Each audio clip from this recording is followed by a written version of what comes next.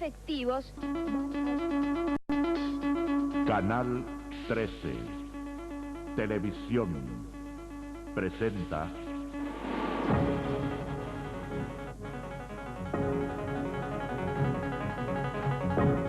una entrega de producciones documentales de LS85, Canal 13, Argentina, para su ciclo La aventura del hombre.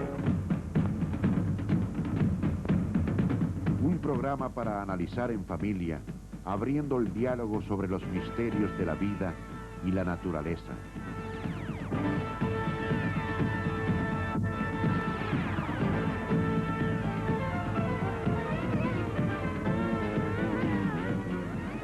Hoy presentamos una realización del equipo de producciones documentales de Canal 13 dirigido por Eduardo Terrile, que nos acerca a Alemania, un país de relevancia dentro del consenso mundial, alrededor del cual giró en más de una oportunidad el destino de Europa y del mundo. En estos momentos en que la Alemania unificada ha elegido a sus representantes, es importante conocer la historia de este país, pasado y presente de Alemania en la aventura del hombre. Alemania está situada en el centro de Europa, entre los países escandinavos al norte y los alpinos al sur. Sus tierras se extienden desde las altas cumbres de los Alpes hasta las costas del Mar del Norte y el Báltico. Después de la Segunda Guerra Mundial, Alemania quedó dividida. Una línea fronteriza de 1.300 kilómetros separó a la nación en dos estados contrapuestos. Berlín, la antigua capital alemana, de la misma forma que el resto del territorio, a la manera de un ejemplo en pequeña escala, también quedó dividida en dos sectores rigurosamente diferenciados. Esto constituyó uno de los errores históricos más profundos de la humanidad. Berlín fue fundada hace unos 750 años. El Berlín medieval es recordado por las ruinas de la iglesia Klosterkirche y de otras edificaciones del siglo XIII que han resistido el paso del tiempo. La ciudad fue surgiendo de asentamientos de comerciantes y contaba a comienzos del siglo XVII con unos 12.000 habitantes, pero la guerra de los 30 años los redujo casi a la mitad. Para compensar tal pérdida, el gran elector de Brandenburgo invitó al país en 1685 a los hugonotes que eran perseguidos en Francia. 6.000 llegaron a Berlín. La catedral francesa en la vieja plaza de los gendarmes, al igual que algunas edificaciones representativas en Unter-den-Linden, atestiguan el desarrollo de Berlín hasta convertirse en la capital de una potencia europea unida a la persona de Federico el Grande. Bajo su regencia, iniciada en 1740, la cultura, la ciencia y la economía adquirieron un auge extraordinario. Cruzando la puerta de Brandenburgo, Napoleón entró a Berlín en 1806. Durante 2 años sus tropas ocuparon la ciudad. La guerra franco-alemana de 1870 a 1871 dio oportunidad al primer ministro prusiano, Otto von Bismarck, de crear el imperio alemán. La capital del nuevo estado fue Berlín. En el cambio de siglo, se pasó de 800.000 a 2 millones de habitantes. Se construyeron barrios completamente nuevos, algunos con viviendas tan mal dotadas que se los llamó silos para arrendar. Importantes firmas, sobre todo eléctricas y de construcción de máquinas, iban surgiendo en esta época, convirtiendo a Berlín en el centro industrial del imperio alemán. Al finalizar la Primera Guerra, surgió un nuevo orden político mundial, y el imperio también se derrumbó.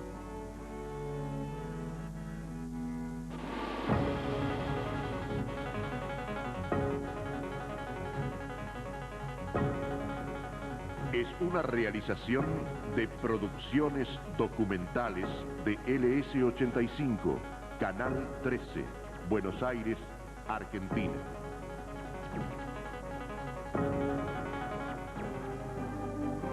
A principios de siglo, desde una ventana del edificio del Congreso, el socialdemócrata Philipp Scheidemann proclamó el nacimiento de la República. La monarquía ha muerto. ¡Viva la República! En un principio, la República tuvo dificultades económicas y políticas. Poco más tarde, llegaron los dorados años 20. Berlín se convirtió en una metrópoli. en una de las más importantes ciudades europeas. Partían de ella decisivos impulsos culturales y científicos. Alcanzó los 4 millones de habitantes con la anexión de otros municipios. Como consecuencia de la crisis económica mundial de 1929, los nacionalsocialistas lograron convertirse en la más poderosa fuerza política alemana. Su líder, Adolf Hitler, obtuvo en 1933 las riendas del gobierno. También en la capital, los nacionalsocialistas estamparon su huella. Berlín fue convertida en central administrativa del régimen del terror, cuyas primeras víctimas fueron los mismos alemanes. Torturaron y encerraron en campos de concentración a cientos de miles. Desde el comienzo fueron perseguidos los creyentes de fe judía. El ex cuartel principal de la policía secreta es hasta hoy símbolo del terror de la era nazi.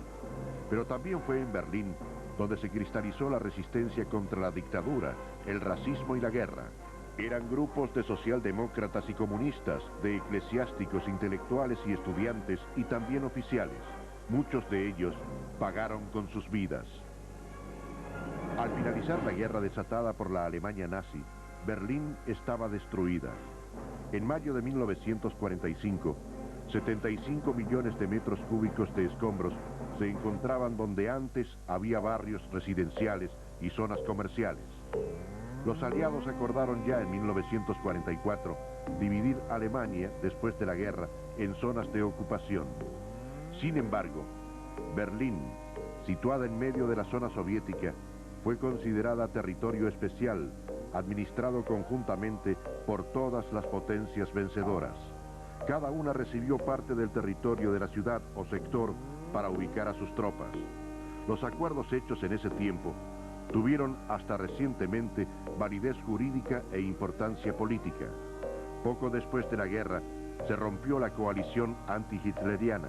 El creciente conflicto este-oeste, debido a las diferencias político-económicas, hacían imposible la coparticipación administrativa del territorio alemán.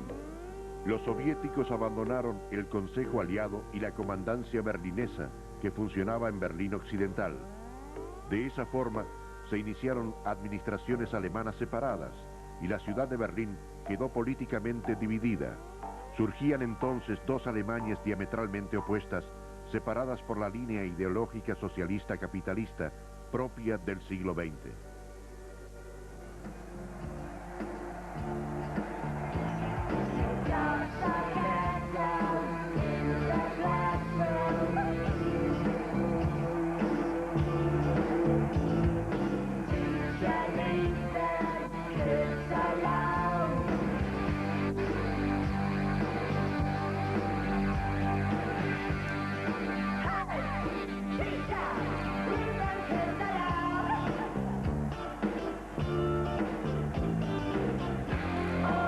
Hoy presentamos Alemania, Alemania.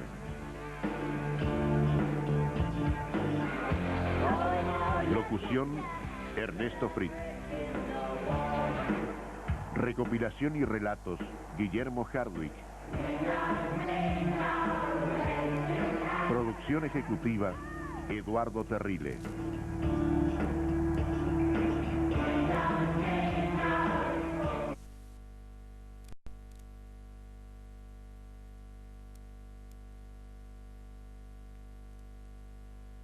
En aquellos primeros años de la postguerra, los alemanes experimentaban cambios profundos. Fugitivos y repatriados cruzaban la línea de demarcación en busca de sus familiares, de una nueva vida, un nuevo hogar. Muchos abandonaron la zona roja entonces, cuando profundas transformaciones económicas y sociales anunciaron el surgimiento de un sistema político de corte soviético. Rusia, en tanto, no estaba dispuesta a aceptar un enclave occidental dentro de su ámbito de poder, e intentó desplazar a las potencias de Berlín Oeste, aislando a su población de todo abastecimiento. Sin embargo, las potencias occidentales abastecieron a los 2 millones de berlineses del sector oeste a través de un continuo puente aéreo. Finalmente, 10 meses después, Rusia levantó el bloqueo. La amplia ideologización de la Alemania Oriental en favor del Partido Socialista Unificado, el partido oficial, que se llevaba a cabo especialmente en escuelas y sitios de enseñanza, obligó a muchos educadores disidentes a abandonar el país. En el año 1947 comenzó el control político también en el colegio. Comenzaron las represalias. Varias veces me sacaron de la clase. Se me impuso un traslado disciplinario a un colegio de enseñanza especial, a pesar de que no estaba preparada para ello. ¿Por qué razón fuiste controlada, trasladada disciplinariamente, como dice usted? Mi forma de enseñar era demasiado burguesa, demasiado conservadora. En una clase de alemán tendría que haber dicho: nosotros amamos y honramos a Wilhelm Pieck, saludamos al gran líder Stalin, pero nunca puse esos ejemplos en la clase y me lo reprocharon. Al aprobar mi segundo examen estatal, o sea, al final de mi carrera, estaba especializada en la enseñanza de didáctica y método de la escuela primaria. Me hicieron entrar en la clase y lo primero que tuve que hacer fue recitar todas las estrofas del himno nacional. ¿De Alemania Oriental? Sí. ¿Lo sabía? No, debo confesar que no estuve muy bien. Así ha demostrado siempre con hechos la Unión Soviética que es un verdadero amigo del pueblo alemán. Yo también he reconocido que puedo contribuir a realizar los sueños de la humanidad. Josef Vissarionovich Stalin, acepte usted nuestra sagrada promesa de que, guiados por nuestro inconmovible amor y fidelidad a la grande y socialista Unión Soviética, defenderemos al máximo nuestra patria y nuestra paz de las criminales intenciones de los imperialistas alemanes y norteamericanos. ¡Viva el mejor amigo del pueblo alemán, el amigo de todos los jóvenes, el gran Stalin! Las expresiones propias de los comienzos de los años 50 ocultaban el terror y la violencia detrás de los desfiles caracterizados por el culto a la persona. Fue la época del total sometimiento del joven Estado a la potencia soviética.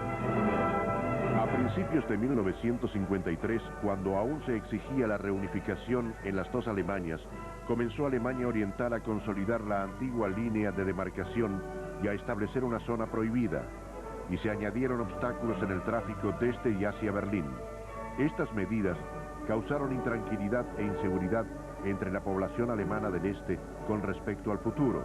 Alemania Oriental logró en poco tiempo montar una eficiente industria pesada, pero creció el descontento en muchos sectores de la clase trabajadora. Se sintieron engañados. El Partido Socialista Unificado no ofrecía mayor calidad de vida a cambio de las exageradas normas de trabajo y la permanente presión para obtener un mayor rendimiento de los trabajadores. Los asalariados industriales acataron en todos los centros importantes el llamamiento a huelga de los trabajadores de la construcción.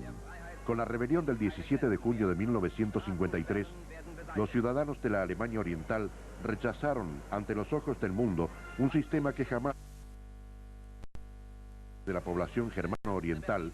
Este estado era poco digno de confianza y muchos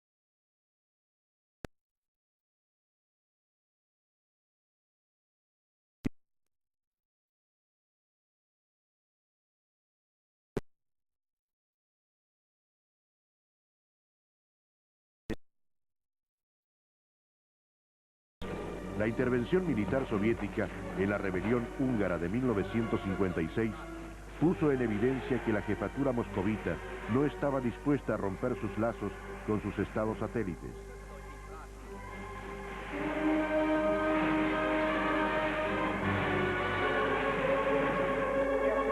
El plan quinquenal es el gran plan de la lucha por la configuración de una Alemania pacífica y progresista, en la cual el nivel de vida del pueblo superará con creces el nivel de vida de la Alemania imperialista. Sin embargo, la historia no daría la razón a los discursos. No se pudo cumplir la promesa de superar económicamente a la Alemania federal. Se logró, no obstante, mejorar notablemente el abastecimiento de productos de consumo. El problema continuó siendo la escasez de alimentos básicos, un problema generado no por la agricultura, sino por una economía centralizada. Mientras los agricultores pudieron elegir con libertad, fueron pocos de ellos los que se afiliaron a cooperativas agrícolas de producción. Pero en 1959 se ejerció una enorme presión para imponer la colectivización de la agricultura. Los campesinos descontentos no tuvieron otro remedio que marcharse a Occidente. Las decisiones libres que podían adoptar los campesinos dejaron de existir. Llegaban a nuestras granjas en grupos de a3, por las mañanas llegaban en camiones a las aldeas en grupos de 60 hombres. Luego martillaban con sus argumentos a cada uno. Sus argumentos eran: si no está a favor de la cooperativa de producción agrícola, está a favor de la guerra. No había otra salida. Hasta 1961 abandonaron su país cerca de 2.700.000 ciudadanos de Alemania Oriental, es decir, casi 600 por día durante 12 años. Para los refugiados, comenzó con su llegada a Occidente la búsqueda de una nueva posibilidad para su futuro.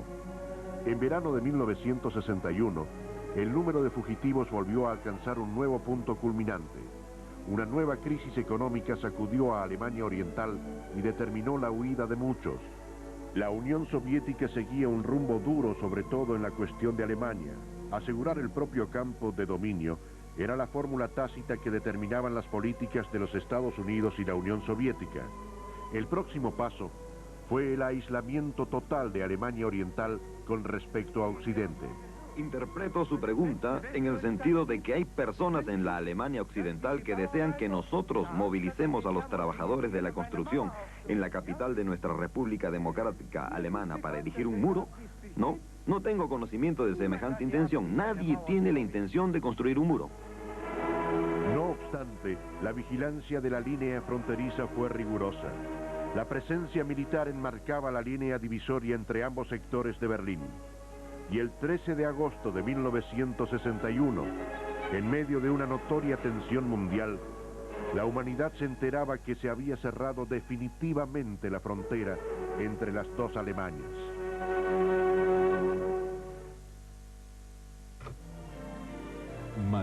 Ante el asombro del mundo, el gobierno de Alemania Oriental proclamaba: que sepa el imperialismo que aquí se cierra toda posibilidad de paso.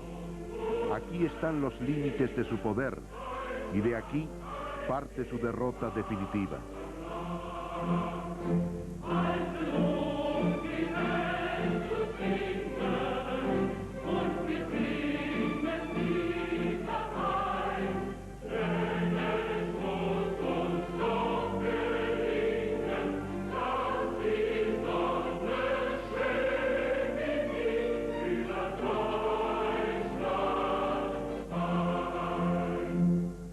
Occidental repudió la medida.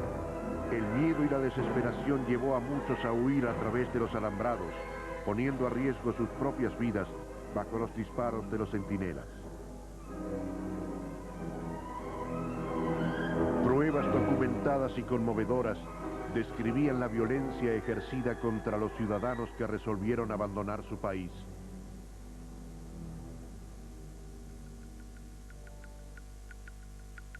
En 1949, Berlín Oriental asume la función de capital de la República Democrática Alemana.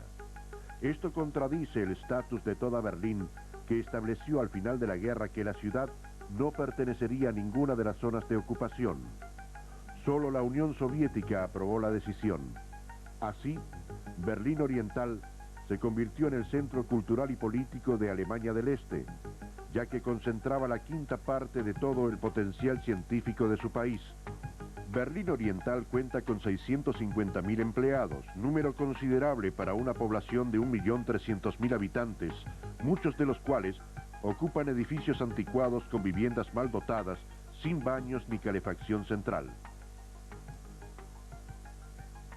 Espenheim, al sur de Sajonia, es el pueblo más contaminado de la República.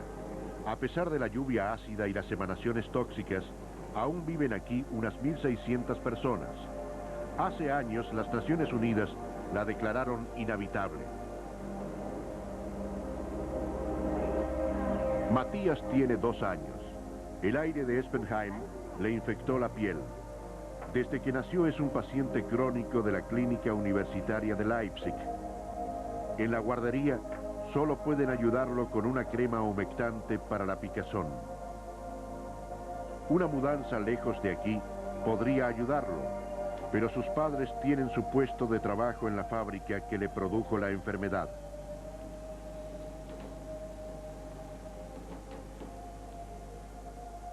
Marian tiene 4 años de edad. Desde su primer año tiene la piel enferma. La atmósfera de Espenheim empeoró su estado. Toda la familia sufre por esto. La picazón es muy fuerte. Se rasca siempre. Durante las noches es peor y al no tener una distracción, empiezan a trabajar sus nervios. El traslado a Occidente es para muchos el deseo más ferviente, pero solo un número limitado obtiene finalmente, tras una larga espera, el permiso de salida. Fue así como estos alemanes inesperadamente pudieron abandonar la República Democrática junto con otras decenas de miles en 1984. Las puertas fueron cerradas con llave para evitar el ingreso de fugitivos. Sin embargo, en algunas estaciones de su recorrido se produjeron disturbios entre la policía y quienes intentaban conseguir un sitio en el tren.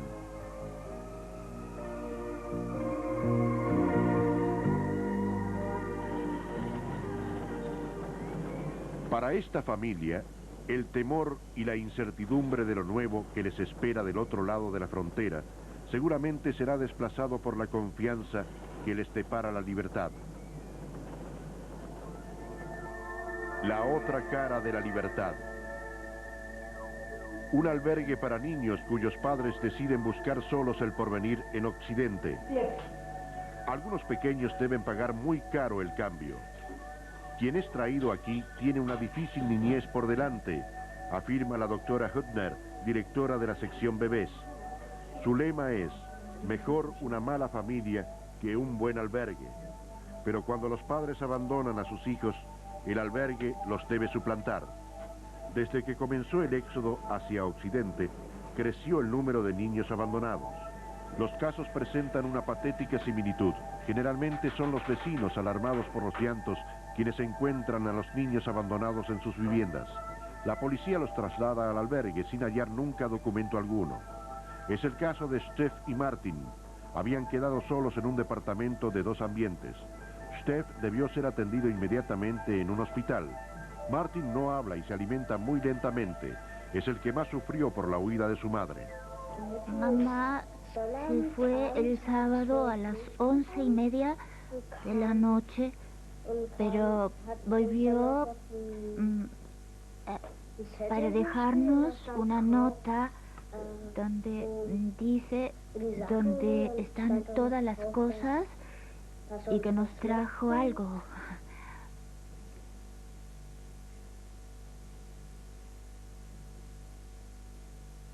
Nos dejó algo para desayunar sobre la mesa en un armario.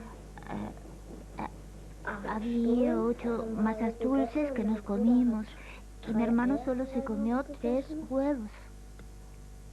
Mi mamá se fue y me dejó solo.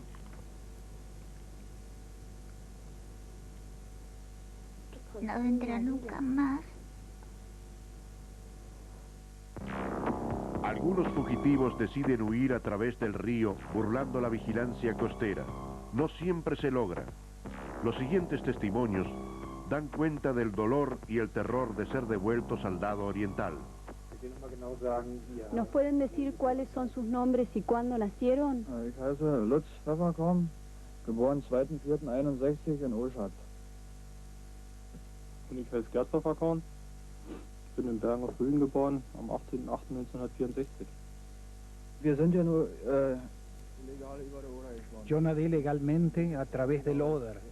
Bueno, aquí se trata de que atravesé ilegalmente las fronteras y de todas maneras sé que nos ahorramos con esto por lo menos 1 año y medio de tiempo. Yo personalmente trato de pedirles y rogarles a toda costa que no me envíen de regreso, que me dejen en la Embajada de la República Federal de Alemania, para desde allí poder viajar. Mi madre, si se llegara a enterar, no lo podría comprender, pero si llega a saberlo, espero que decida venir también hasta aquí. Al principio pensé en dejarle una carta, pero después lo dejé, porque solo me demoraría en esta decisión.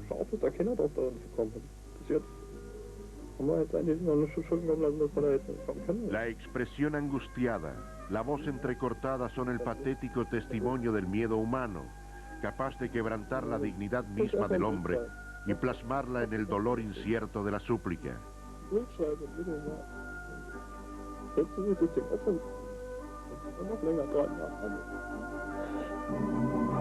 La libertad del hombre es un sentimiento tan profundo que su ausencia es su indignidad, su declinación, su muerte.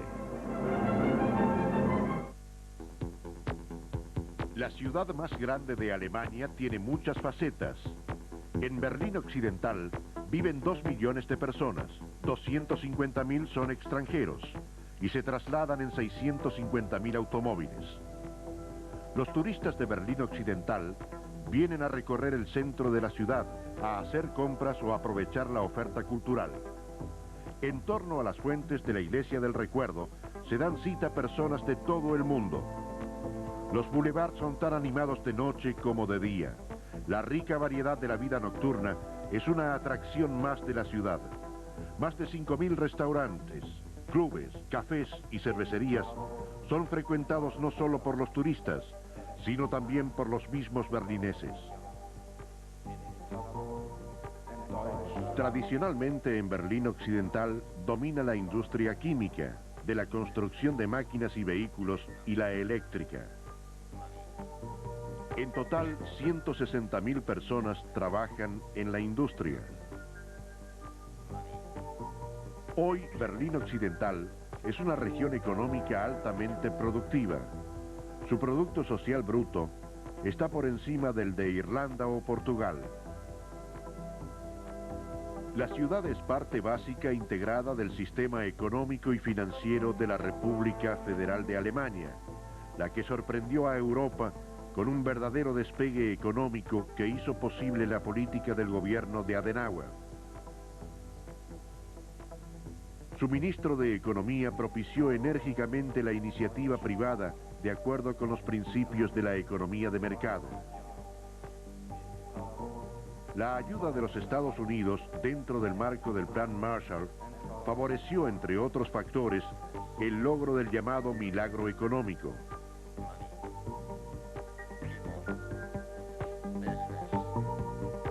Excelentes carreteras recorren toda Alemania federal, al servicio del transporte, del comercio y de la comunicación, conectándola con el resto de Europa. Alemania, como nación industrial, posee sus carreteras primordialmente al servicio del tránsito rodado, del transporte de personas y mercaderías. El país no es grande, pero tiene muchos habitantes, 247 por kilómetro cuadrado, y todos quieren vivir lo mejor posible.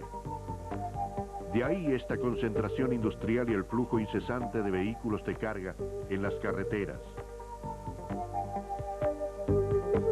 En Alemania Federal, la energía eléctrica barata es aprovechada también para el transporte de carga y de pasajeros a través de las líneas ferroviarias.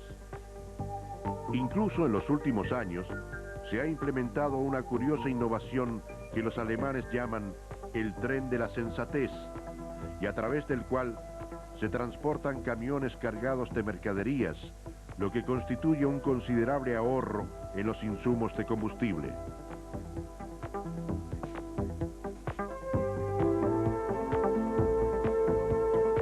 Las carreteras están proyectadas y construidas para el servicio del hombre, de sus aspiraciones cada vez mayores, de sus negocios, de su recreación, de su movilidad.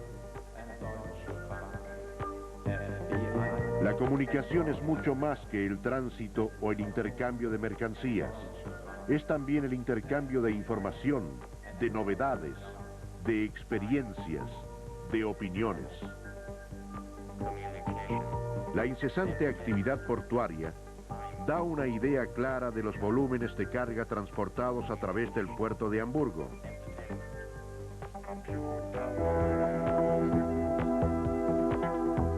Exportaciones e importaciones son el despliegue vital de esta verdadera potencia europea. Alemania Federal, a diferencia de su vecina, Alemania Oriental, configura uno de los mejores ejemplos de desarrollo económico, científico, cultural y social del mundo libre. Su impresionante desarrollo siempre estuvo acompañado por la silenciosa silueta de un muro implacable, una frontera hostil, un monumento a la intolerancia humana.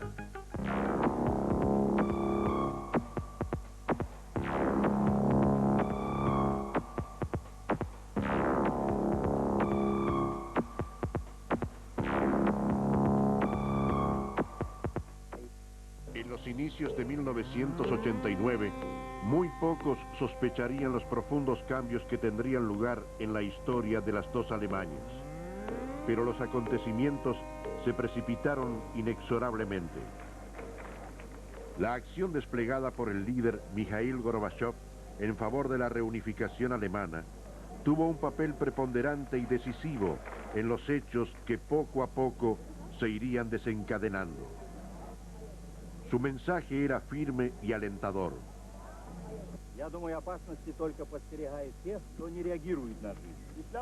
Yo creo que el peligro pueden esperarlo solamente aquellos que no reaccionan frente a la vida. El que toma los impulsos que parten de la sociedad y de acuerdo a ellos construye la política, no debe temer peligro alguno. Son situaciones normales. Muchas gracias y hasta luego.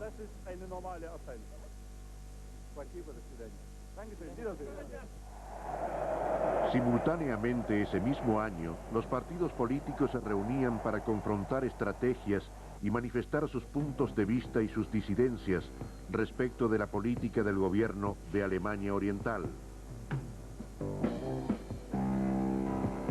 El 7 de octubre se conmemoraba el 40º aniversario de la República Democrática con un desfile en la Plaza de la República ante la presencia de las máximas autoridades gubernamentales.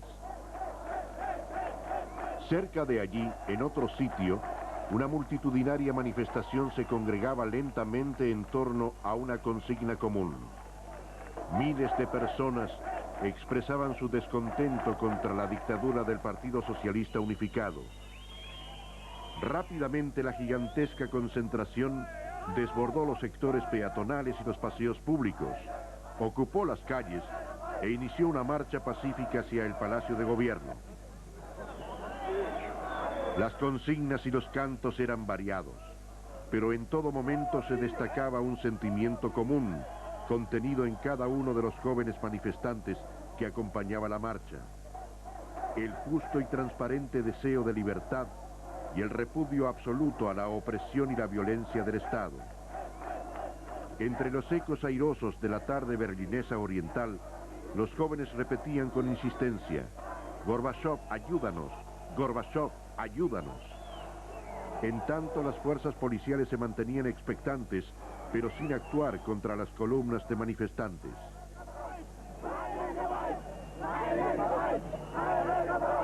Hacia la noche la situación cambió notoriamente. Los grupos antidisturbios comenzaron a presionar sobre la multitud. Se produjeron forcejeos y en algunos lugares hubo enfrentamientos con la policía. Después de 38 años de silencio, el pueblo en las calles exclamaba su protesta, aún a costa de nuevas agresiones.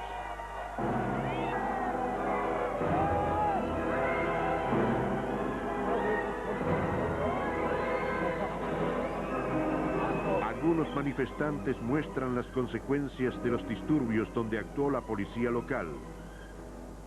Un joven exclama: Ven, esto es lo que sucede por protestar pacíficamente. Los acontecimientos del 7 de octubre configuraron un duro revés para el gobierno de Alemania Oriental. El descontento popular se generalizaba en todas las regiones del país. Una tensa vigilia circundaba los puestos de vigilancia a lo largo del muro, por donde cruzaron los últimos meses miles de refugiados. 2 días después, en Leipzig, 100.000 personas se congregaron al grito de "Nosotros somos el pueblo". Y en otras ciudades simultáneamente se produjeron gigantescas manifestaciones de protesta. Pero fue en Berlín Este, el 4 de noviembre, cuando tuvo lugar la mayor manifestación de protesta en la historia de la República Democrática Alemana. ¿Qué siente cuando ve una manifestación como esta? No doy ninguna información al respecto. ¿Y no tiene una opinión personal?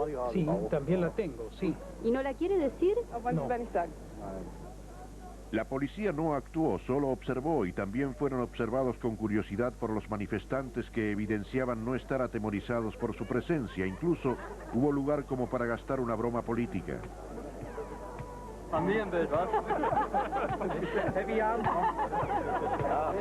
Tome, no está envenenada. En serio, fabricado en la RDA. Y también trabajo normalmente.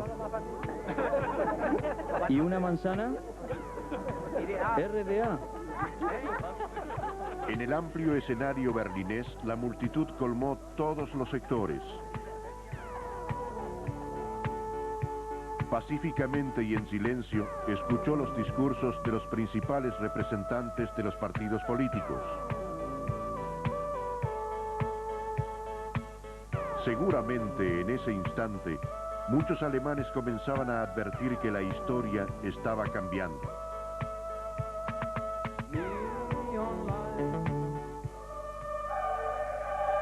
Pocos días después, el 7 de noviembre de 1989, caía el gobierno de la República Democrática de Alemania.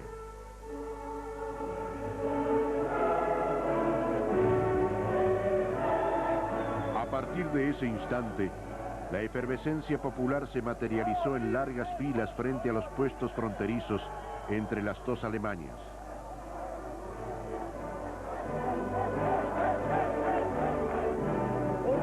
Para algunos no hacía falta el pasaporte. Todo alemán oriental quería pasar al otro sector. Con sus documentos sin visar, se agolpaban frente a las cabinas de control.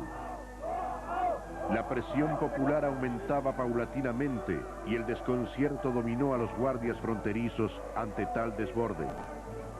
Finalmente, cerca de la medianoche del 9 de noviembre, tuvo lugar el momento más anhelado en la historia de la posguerra europea. Se abría la frontera entre las dos Alemanias. El júbilo y la emoción resultaban indescriptibles.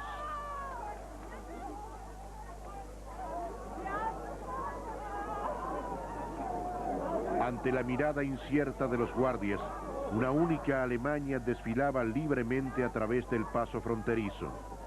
Aún así, muchos no podían creer lo que estaban viviendo.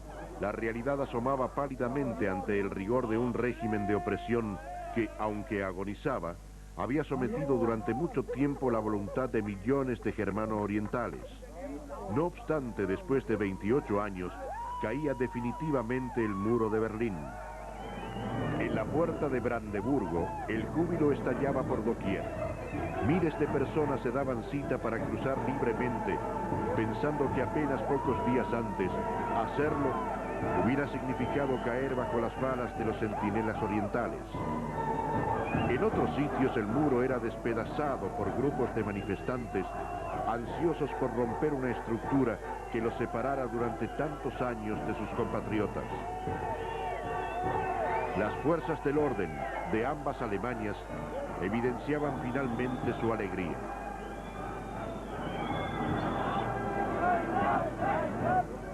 Día y noche, ininterrumpidamente, se llevaba a cabo la tarea de desmantelamiento del muro.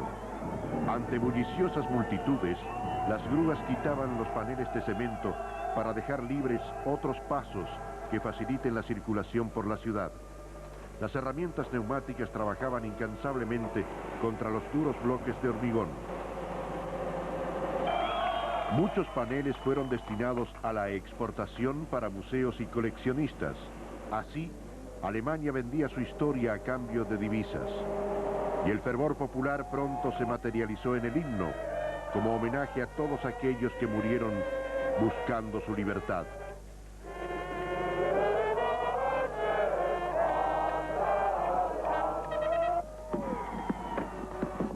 Los festejos multicolores en Alemania Federal ya podían verse libremente desde el otro lado de Berlín, desde una única Alemania, cuya realidad quedara sellada definitivamente el 2 de diciembre de 1990, el día de las primeras elecciones de la Alemania unificada.